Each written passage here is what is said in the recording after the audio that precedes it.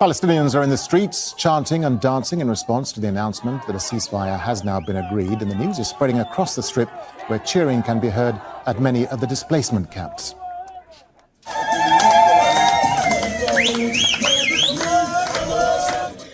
Well, it's still in the early hours of the morning in Gaza, where Palestinians are beginning to wake up to the announcement that a ceasefire has been agreed. Scenes of jubilation are being filmed by Palestinian journalists as relief at the thought of an end to the violence spreads.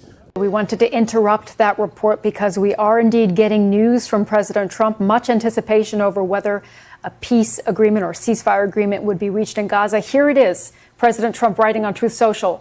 I am very proud to announce that Israel and Hamas have both signed off on the first phase of our peace plan. This means that all of the hostages will be released very soon, and Israel will withdraw their troops to an agreed-upon line as the first step toward a strong, durable, and everlasting peace. All parties will be treated fairly. This is a great day for the Arab and Muslim world, Israel, all surrounding nations, and the United States of America. And we thank the mediators from Qatar, Egypt, and Turkey who worked with us to make this historic and unprecedented event happen.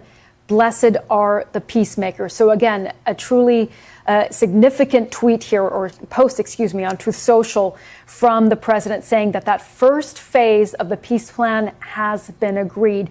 Important to point out that, of course, this is the first phase where he says all of the hostages will be released. The agreement, as we know, according to negotiations and reports from negotiations, is, of course, an agreement on hostages being released and also Palestinian prisoners in return being released from Israeli prisoners.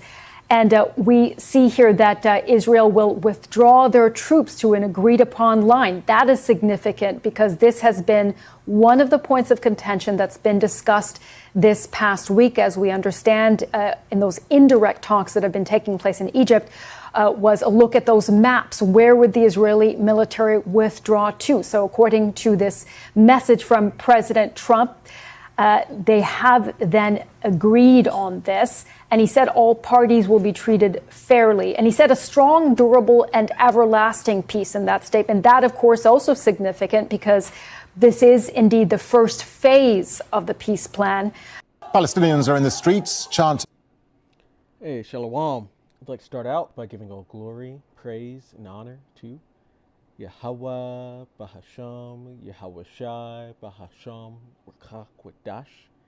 Double honors to the elders and apostles of the Great Millstone. Shalom to the elect of Israel. This is the Mayim in Atlanta, and you just saw on the screen the ceasefire that's happened over in Gaza. And as Trump said, blessed are the peacemakers. And this is the same guy who is unleashing chaos here in Babylon the Great, particularly in Chicago and D.C. with all these troops being deployed domestically. But, blessed are the peacemakers, in which they say this is supposed to be a lasting ceasefire to this 2 years of ongoing skirmishes, or really just annihilation going on over there. But we will see. I think not, because of what the scriptures say, but we will see. We'll see how this happens. But they're even talking about giving this guy a Nobel Peace Prize for what he has done over there with stopping this war, in which we know it's not going to stop. They have, if you remember, Trump Gaza and how they want to make the Gaza Strip the Riviera of Western Asia. They're not going to stop. They want to do this. They've already flattened it. So they're just looking and waiting. This is a diversion. It's got to be a diversion of some sort until nobody's looking, and they'll take it. That's what they plan to do all along. They're going to take this place. But this Nobel Peace Prize, I'm saying it'd be fitting because if you remember Alfred Nobel, he's the same guy that invented dynamite.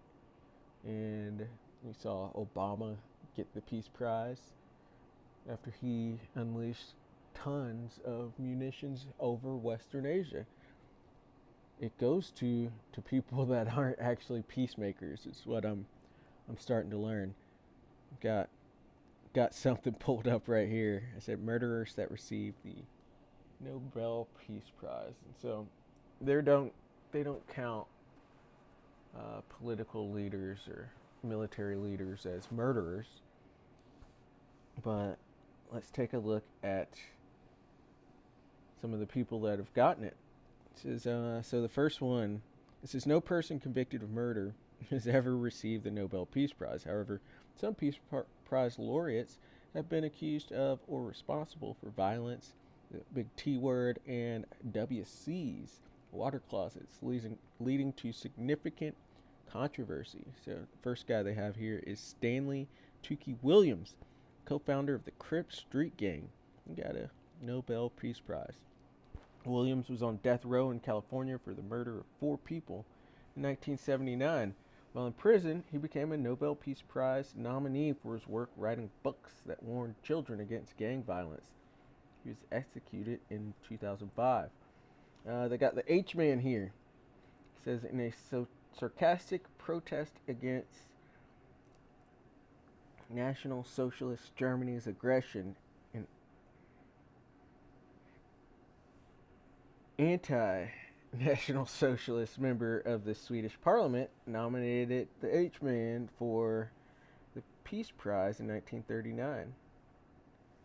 So it's quickly withdrawn, but he's nominated. These are people that were nominated for it. But then Nobel laureates accused of violence and war crimes. So Henry Kissinger, this guy likes to wear women's undergarments, and he's responsible for a lot of how this world is upside down currently. This is an evil man, Henry Kissinger. But it says awarded the prize in 1973 for negotiating a Vietnam War ceasefire. Kissinger is often cited as a controversial choice. Many critics hold him responsible for mass violence and war crimes due to his policies during the war. The satirist Tom Lear famously quipped that satire died the day Kissinger won the award. And you got Yasser Arafat, you have Aung San Suu Kyi, and then Ethiopian Prime Minister Abiy Ahmed. Has received the Peace Prize in 2019 for resolving the border conflict with Eritrea. Soon after, his government was accused of killing and torturing civilians in southern Ethiopia.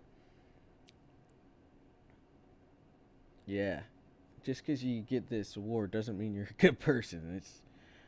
But it's pretty hypocritical, really.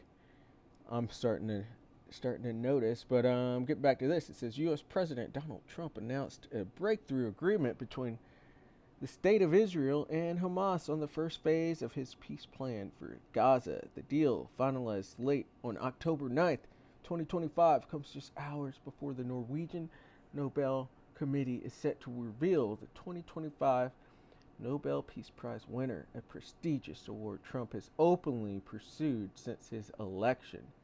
The agreement aims to halt the devastating 2-year conflict that erupted on October 7 of 2023 when Hamas militants killed approximately 1,200 people in southern Israel and abducted 250 others.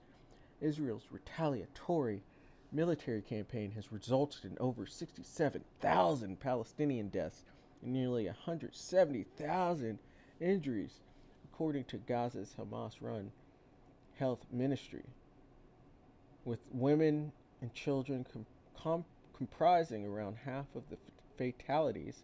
The ministry's figures do not distinguish between civilians and combatants. And I've been trying to avoid words, but I've said them, but it's okay. But yeah. So supposedly there's a peace deal going, and supposedly these hostages are going to be going back to their appropriate places, and supposedly this thing is all over. And so we can say peace and safety now. 1 Thessalonians 5 and verse 2. For yourselves know perfectly that the day of the Lord so cometh as a thief in the night. And the day of the hopeful elect, we are watching. We're measuring the times diligently, and we see that things are about to pop off. You can see the MOTB is just waiting to get it announced because they're trying to bring these digital IDs. You can see that civil war is really already here. You can see Jacob's trouble is really already here, and you see the groundwork for World War III to actually go ahead and happen. We know there's no such thing as peace. There's no peace coming right now until after Yahushua returns. So anyone talking about peace is just out of their minds. They're not telling you the truth. So that day is not going to come on us as a thief in the night, Lord willing. But others are completely blinded to what's happening, and they want Babylon to be healed. They want the world to keep going on as it has. And so they're going to be blindsided when the destruction comes. Verse 3, for when they shall say peace and safety. That's what they're saying. They're talking about Trump getting a Nobel Peace Prize. Peace and safety. And this is all way too sudden. They just stopped it. They've tried other ceasefires and they were done because of those tiny hats same day. They can't wait. They want Gaza. This isn't gonna stop them. They think that the blessing is theirs and they're trying to take it. For when they shall say peace and safety, then sudden destruction cometh upon them, as travail upon a woman with child, and they shall not escape. There's no peace and safety. We are in a time of war. So we're going to see war. The Lord means to bring war, and he's going to bring it. As he said here in Isaiah 48.